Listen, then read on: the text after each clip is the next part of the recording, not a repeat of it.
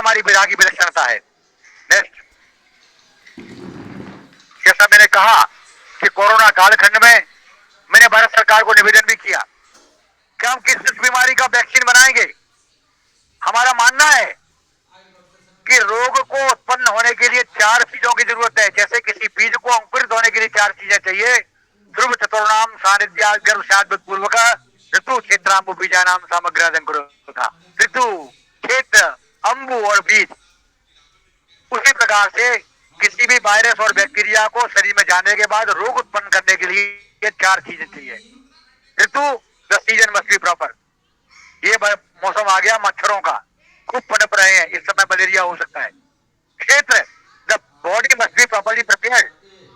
आपने खेत को अच्छी तरह से जोता है तो आपका बीज अच्छी तरह से अंकुरित होगा। अंबु, प्रॉपर वाटर सप्लाई, पानी मिलना चाहिए। बीज, the seed must be of good quality. बीज भी आपका अच्छी क्वालिटी का होना चाहिए। 4 चीजें चाहिए। तो केवल वायरस और बैक्टीरिया शरीर में प्रवेश करने के बाद रोग उत्पन्न नहीं करता जब तक कि आपका क्षेत्र तैयार ना हो। क्षेत्र तैयार होने का मतलब क्या है? आपके शरीर की रोग प्रतिरोधक क्षमता घटी हुई ना हो। इम्यूनिटी आपकी बरकरार है तो क्षेत्र तैयार नहीं है बैक्टीरिया के लिए।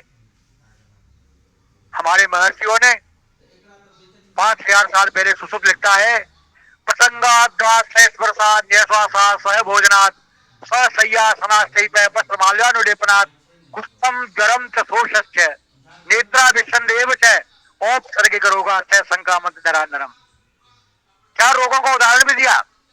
कुष्ठ, लेप्रोमेटस लेप्रोसी, ज्वर, इन्फेक्शियस फीवर, सोस ट्यूबरकुलोसिस, नेत्राभिसन कंजंक्टिवाइटिस।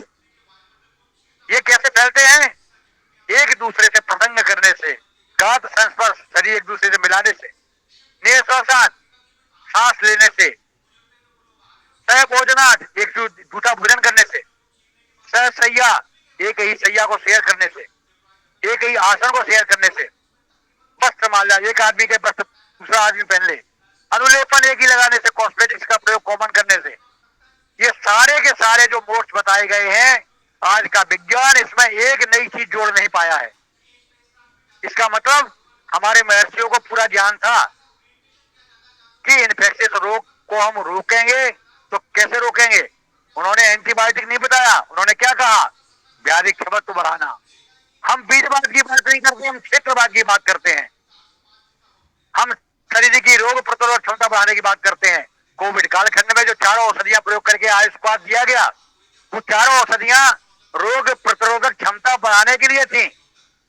यदि आपकी इम्यूनिटी बढ़ी रहेगी तो वायरस और बैक्टीरिया शरीर में जाने के बाद भी रोग पैदा नहीं कर पाएगा। आपने देखा था कि 3 तरह के लोग मिले। 3 डॉक्टर्स हमारे ड्यूटी करने वार्ड में गए। एक व्यक्ति को क्या हुआ कि कोई असर नहीं हुआ, उसका हमने टेस्ट कराया, आरटीपीसीआर नेगेटिव। दूसरा आया, उसका आरटीआर पीसीआर पॉजिटिव था लेकिन कोई लक्षण नहीं थे, इसे कहते हैं एसिम्प्टोमेटिक। तीसरा था, उसको सीवियर सिम्टम्स मिले गए, उसके लंग्स प्रभावित हुए, वेंटिलेटर पे गया और डेथ हो गई। तीनों का वर्गीकरण क्या था? जिसका रोग प्रतिरोधक क्षमता के आधार पर, जिसको हम कहते हैं मध्यम बल, अमर बल। जो प्रबल बल वाले रोगी थे उनका नेगेटिव रहा। मध्यम बल वाले पॉजिटिव हुआ लेकिन वो लक्षण रहित हुए।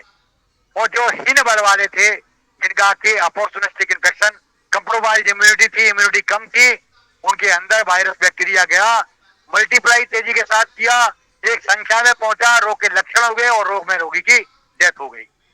तो ये पूरा निर्भर किसके ऊपर करता है? आपके बल के ऊपर। बल क्या है? प्राकृतम तो बलम श्रेष्ठा। ये श्रेष्ठा और ओज ही बल है।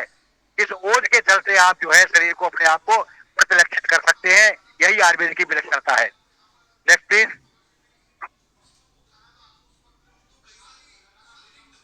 हर रोग में शरीर के साथ साथ में आपके और उत्तरदायी क्या होता है? हमारे उत्तरदायी और भी चीजें होती हैं। क्या है?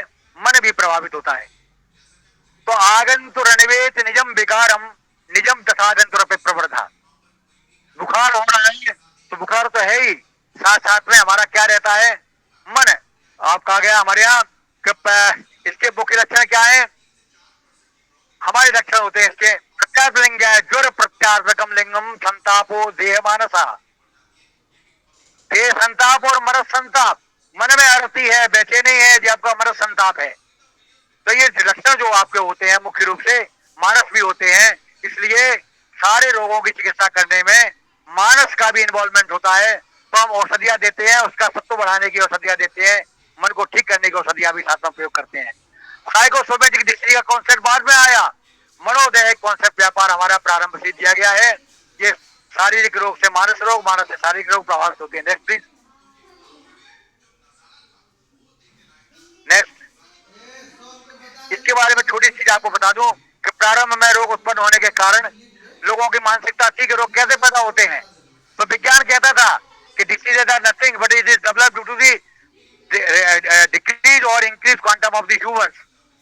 कुछ ह्यूमर्स हैं शरीर के अंदर, कुछ ऐसे तत्व हैं जिनकी कमी और ज्यादा होने से रोग होता है।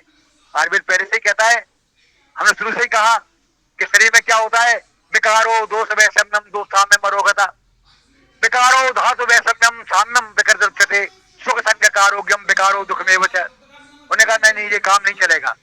हम ये कहते हैं कि रोग उत्पन्न होता है फ्री रेडिकल से। फ्री रेडिकल क्या है, हमने आपको बता दिया।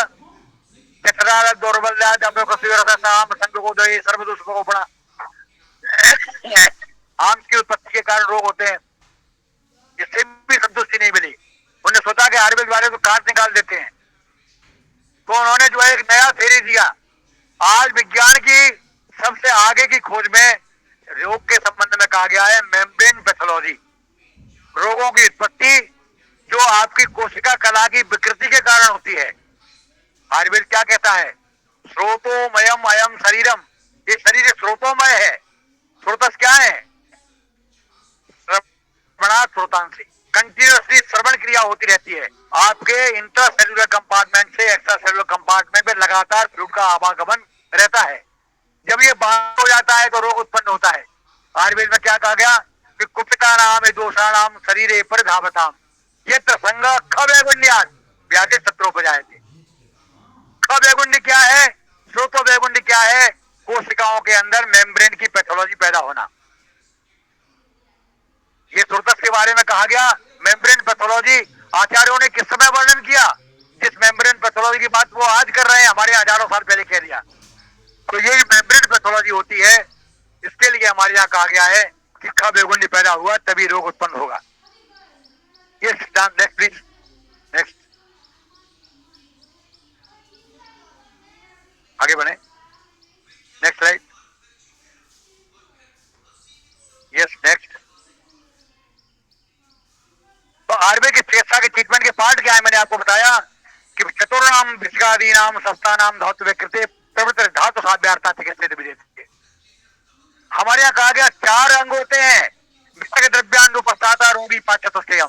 विषक द्रव्य औषधि और उपस्थाता अटेंडिंग स्टाफ रोगी, ये 4 जो अंग होते हैं ये चारों प्रशस्त होना चाहिए। और प्रशस्त होने के बाद जब धातु साम्य क्रिया के लिए जो प्रवृत्त होते हैं उसको हम चिकित्सा कहते हैं। या भी क्रिया विजायन्ते शरीरे धातवा समा सा चिकित्सा विकाराणाम कर्म तद्भृशामतम।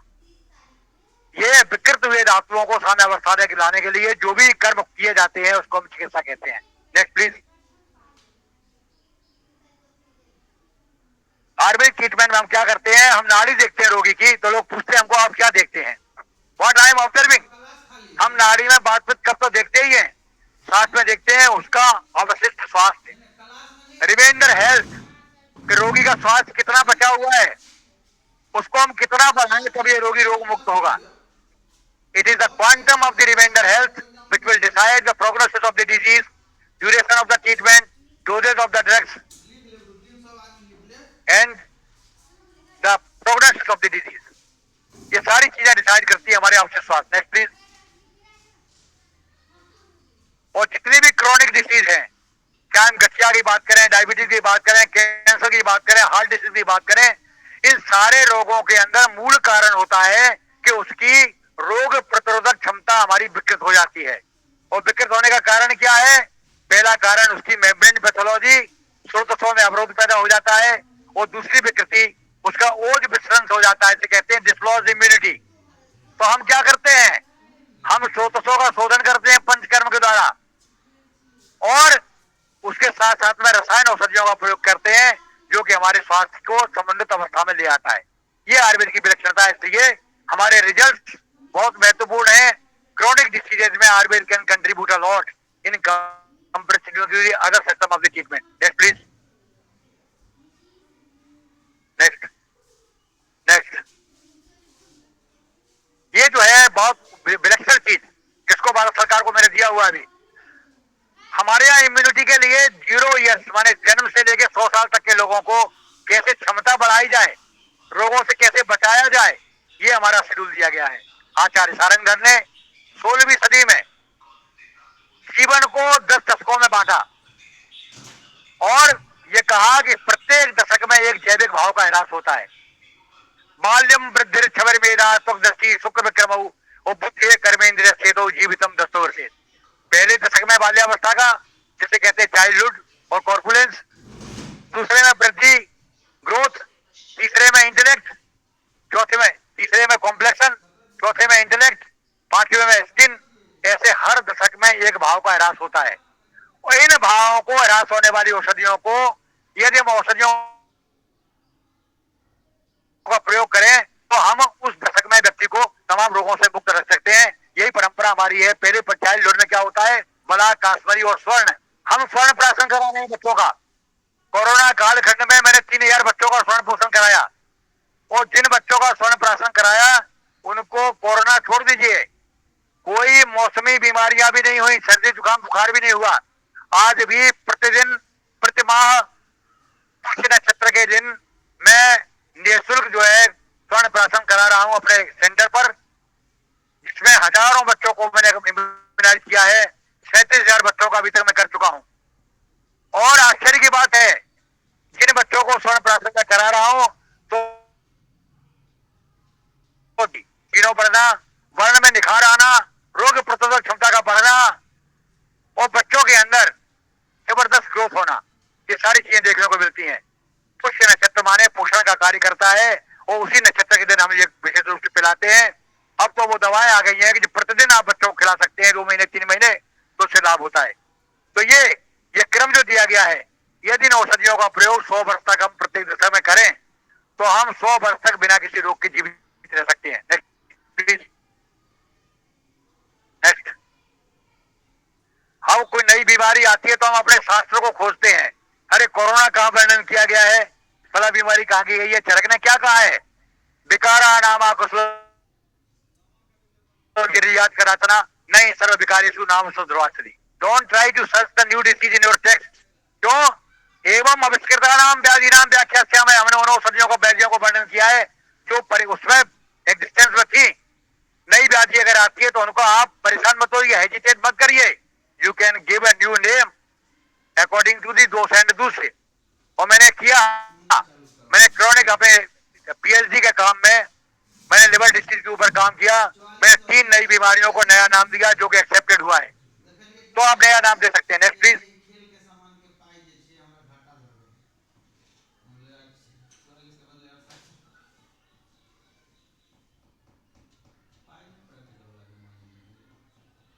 लिमिटेड की अपनी विलक्षणताएं होती है। Medicine is much advance in treatment of the infectious diseases. Antibiotic देना है, ट्रॉमा हुआ है, ट्रॉमा में करना है, सर्जिकल इंटरवेंशन है, उसका प्रयोग करना है, हम कर सकते हैं। लेकिन जब हम जीवन शैली जन्य रोगों की बात करते हैं, चाहे डायबिटीज हो, चाहे हाइपरटेंशन हो, चाहे कैंसर हो, लाइफ लॉन्ग ट्रीटमेंट चलते रहने के बाद भी चिकित्सा की क्षमता, उनको उन्मूलन करने की क्षमता आयुर्वेद में विलक्षण है। इनके अंदर एक लिमिटेशन होती है। उसी प्रकार से जब नेक्स्ट आयुर्वेद की जब हम बात करते हैं तो आयुर्वेद विलक्षण रूप से next please, radical removal of the disease. हमारे क्या कहा गया, दोषा कदाचित कुप्यंती जिता लंघन पाचनई जिता संशोधन हेतु न तेषाम पुनर्भव। जिन रोगों को हम संशोधन चिकित्सा, संक्रमण और निदान प्रवचन के आधार पर करते हैं वो रिकरेंस नहीं होता, रोग पूर्ण रूप से ठीक हो जाता है। इट इज सेफ है, साइड इफेक्ट इसके नहीं होते। फ्लूटोपैथी हमारी ब्यूटी है। हम सुगंधा चूर्ण प्रयोग करते हैं, हम सर्पगंधा चूर्ण प्रयोग करते हैं। अंग्रेज लोगों ने क्या किया, वेस्टर्न मेडिसिन ने क्या किया कि सर्पगंधा का एक तत्व निकाल लिया। सर्पगंधा के अंदर 251 एल्कलॉइड हैं, उनमें से एक निकाल दिया रिसर्पिन और बीपी के रोगियों को देना शुरू कर दिया। हम सर्पगंधा घनवटी देते हैं, एक गोली खिलाया 0.25 मिलीग्राम की, बोला आप बेकार का भूसा खिला रहे हैं, हम एक छोटी गोली देंगे और रोगी को लाभ हो जाएगा। लाभ हुआ, तुरंत बीपी कम होना शुरू हुआ। लेकिन 1 महीने तक जिन लोगों ने प्रयोग किया उनमें 70% रोगी कहने लगे कि हमारी तो आत्महत्या करने की प्रवृत्ति हो रही है। Suicidal tendency by the side effect. और सर्पगंधा घनबटी और सर्पगंधा चूर्ण वर्ष तक खिलाते थे, 1 साल तक कोई साइड इफेक्ट नहीं होता। क्यों? कि इसके साथ और अदर एल्कलॉइड्स हैं, जो को एल्कलॉइड्स हैं, वो इसके दुष्प्रभावों को कम करने का कार्य करते हैं। इसलिए क्रूडोपैथी हमारी ब्यूटी है। इस based on the living herbs, ये जीवित औषधियों से बनती है। अश्वगंधा, बला, शतावरी, गुलूची। दूसरा जो भस्में बनती हैं उनका भी हम मार्जन करते हैं, उनको भी हम प्रोसेसिंग करते हैं। जड़ी बूटियां में उनके इनर्सिया गायब हो जाता है, जड़ तो खत्म हो जाता है, दुष्प्रभाव समाप्त हो जाते हैं और वो औषधि बड़ी आसानी के साथ में शरीर में अवशोषित हो जाती है, मेटाबोलाइज हो जाती है और शरीर में इफेक्ट पैदा करती है। Economic and easy to procure, आसानी से मिल सकती है। हमारे संपूर्ण विश्व में हर जगह औषधियां उपलब्ध है, इनका हम प्रयोग कर सकते हैं। नेक्स्ट प्लीज, नेक्स्ट नेक्स्ट बताइए, नेक्स्ट। बस अंत में एक अंतिम बात करेंगे। क्या समय कितना हुआ है? हो गया? बस केवल 2 मिनट का अंत में है। एलर्जी के बारे में चर्चा जरूर करूंगा। एलर्जी के बारे में आप जाइए किसी डॉक्टर के पास, तो डॉक्टर आपको बताएगा कि साहब आपको एलर्जी हो रही है। और उस एलर्जी में इलाज क्या है कि साहब जिससे एलर्जी वो छोड़ दीजिए। आपने जांच कराया तो वो एलर्जी किसमें मिल रही है? आलू, चावल, या आपको प्याज के छिलके में, सरसों के तेल में। आप जांच करा के आए, आपने उसको हाइपोसेंसिटाइज कराया, 3 महीने के बाद में आपको एक नई लिस्ट आ गई, इनसे एलर्जी हो रही है, तो this is not the treatment. हम क्या मानते हैं कि एलर्जी जो शरीर में पैदा हो रही है उसको दूर करने के लिए कैसे हम काम करेंगे, इस पर शोध करते समय मेरे दिमाग में एक कॉन्सेप्ट आया। वो कॉन्सेप्ट था साथ में और असाथ में। कौन सी चीजें शरीर के लिए साथ में है, कौन सी असाथ में है। और साथ में साथ में की बात करते करते मेरे दिमाग में बात आई, आप लोगों ने सबने सुना होगा विषकन्या के बारे में। विषकन्या, ये एक राजा दूसरे राजा को परास्त करने के लिए विषकन्याएं तैयार करते थे। जन्म से लेकर बच्चियों को थोड़ी थोड़ी मात्रा में भोजन खिलाया जाता था और जहर खिलाते खिलाते उनकी उस स्थिति तक पहुंच जाती थी कि उनको डायरेक्टली सर्प से कटाया जाता था, बिच्छुओं से कटाया जाता था और वो आसानी से बर्दाश्त कर जाती थी। और वो इतनी विषाक्त हो जाती थी कि यदि एक राजा के पास उन्होंने भेजा और उन्होंने किस कर लिया तो राजा की डेथ हो गई। तो इससे भी मैंने विज्ञान खोजा, इससे भी मैंने शोध किया। मैंने कहा जब विष जैसी चीज को हम साथ में बना सकते हैं तो जिस एलर्जन से लोगों को एलर्जी है उससे हम साथ में क्यों नहीं बना सकते। समस्या कहाँ थी कि बहुत सी माताएं हमारे पास बच्चों को लेके आती थी कि हमारे बच्चे को दूध से एलर्जी है, हमारे बच्चे को रोटी हम खिला देते हैं पेट दर्द शुरू हो जाता है, ग्लूटेन से एलर्जी है, गेहूं से एलर्जी है। तो मैंने क्या किया, मैंने क्रम देखा। आचार्य भागवत ने कहा है पादांशिक क्रम। पादांशिक क्रम क्या है कि न्यून मात्रा में औषधि को 21 दिन तक लगातार दीजिए, फिर धीरे धीरे डोज बढ़ाइए, फिर बढ़ाइए, फिर डोज दीजिए, फिर 21 दिन तक दीजिए। इस प्रकार से कहते हैं पादांशिक क्रम। तो मैंने इसका प्रयोग किया। 5 ड्रॉप से मैंने शुरू किया उन बच्चों में दूध जिनको एलर्जी मिल्क से होती थी, और 21 दिन तक 5 ड्रॉप पिलाया। उसके बाद में 5 से 10 ड्रॉप किया, 20 ड्रॉप किया, 10 ml, 20 ml, 30 ml, 1 litre, 1.5 litre, 2 litre, 3 litre तक बच्चों को दूध पिलाया और there was not a single symptom of the allergy. This is suppose to be the basic contribution of the Ayurveda. इसे कहते हैं असाध्य सात्वीकरण। असाध्य चीजों को कैसे साथ में बनाया जाए। Adult patient, one of the person who was working as a assistant professor in degree college Handia, मैं उसी आयुर्वेदिक कॉलेज में काम करता था। She was having severe allergy with the wheat flour. गेहूं के आटे से एलर्जी थी। गेहूं की चक्की के सामने निकल जाते तो सांस फूलने लगती थी। उनकी वाइफ ने कहा कि गलती से किसी के यहाँ बिस्किट खा लिया तो होश सूझ गए। मैंने कहा कि ठीक है मैं चिकित्सा करूंगा, और उनकी वाइफ को मैंने समझाया कि आप परेशान मत होइए, मैं हूं आपके पास। आप इनको अपने आटे में जो क्या खिलाती हैं वो चने का आटा, मक्के का आटा, बाजरे का आटा, जौ का आटा, तो मैंने कि उसमें थोड़ा सा आप 4 चम्मच जो है गेहूं का आटा भी मिला दो। और उनको बताइए मत, खिलाना शुरू कर दिया। 3 महीने तक वो 25% गेहूं का आटा खा रहे थे, रिमेनिंग 75% दूसरा आटा। उसको पता नहीं था कि मैं क्या खा रहा हूं। मैंने उनसे कहा, बोला सर मैं बहुत परेशान हूँ। क्यों परेशान हूं? कि मेरी नियुक्ति Madhya Pradesh public service commission से पुलिस डिपार्टमेंट में हो गई है, मैं डीएसपी के लिए सिलेक्ट हो गया हूँ, और हो सकता है कि प्राइमरी ड्यूरेशन में नए लोगों को भेजा जा रहा है मध्य प्रदेश में चंबल में। वो चंबल में डाकुओं की बहुतायत है, और किसी डाकू को पता चल गया कि इसको गेहूं से एलर्जी है, तो वो गोली क्यों चलाएगा, एक मुट्ठी आदमी से देगा, हम मर जाएंगे। तो मैंने कहा आप परेशान मत हो, मैं गेहूं का आटा खिलाऊं, 25% तो आप आटा खा लो। जैसे मैंने बताया उसी तेजी के सांस फूलना शुरू हो गई। Psychologically he was having very severe attack. उनको समझाया, और आज वो व्यक्ति additional director general of police ADGP से रिटायर होकर लखनऊ में रह रहे हैं। He has given this thing in the concept, लिख के दिया है। आराम से गेहूं की रोटी खाते हैं, खिलाते हैं, एकदम ठीक है। तो आसार प्रसादीकरण is suppose to be the basic contribution of the Ayurveda in the treatment of the allergic disorder. मेरे 2 बच्चों ने पीएचडी किया मेरे अंडर में, और उसका टॉपिक यही था, आसार प्रसादीकरण। Next please, next. अब ये आहार को हम नेक्स्ट लेक्चर में लेंगे, क्योंकि समय आपका हो गया, मेरे हिसाब से हो गया समय, एक लेक्चर का टाइम हो गया पूरा। तो हाँ, आप डाउट जो हो वो उसको पूछिए। ये आहार से लेकर के भैया नेक्स्ट प्रेजेंटेशन में रखेंगे, नेक्स्ट वाले में। हाँ, जो भी क्वेश्चंस हो, all of you are invited to ask any query और एनी क्वेश्चन प्लीज। आपके पानी ने बहुत अच्छा काम किया है। हाँ, आज में लुप्त हो गई है, इसमें कुछ प्रकाश आप डालने को जानकारी है। हाँ, देखिए ये गृह चिकित्सा के ऊपर बहुत बड़ा काम कर रहा है बुद्ध विद्या, और गृह चिकित्सा के ऊपर काफी काम हो रहा है, प्रारंभ हो रहा है। काशी विश्वविद्यालय ने भी इसमें पहल किया है, इसके ऊपर अभी काम होना शुरू है। बालक गृह और आगंतुक उन्माद, इसके ऊपर लोग विश्वास नहीं करते, इस पे आवेश आ गया है। आवेश चेतसो रसानाम सदस्य क्रिया। आवेश क्या होता है, कैसे हम दूसरी आत्मा शरीर में प्रवेश करके किस प्रकार से प्रभाव पैदा करती है, आगंतुक उन्माद, ये सारी चीजों का डिस्क्रिप्शन आयुर्वेद में किया गया है, और इसमें शोध कार्य प्रारंभ हो रहा है। बहुत जल्दी आपको इसके बारे में विस्तृत जानकारियां उपलब्ध होंगी। Any other question query?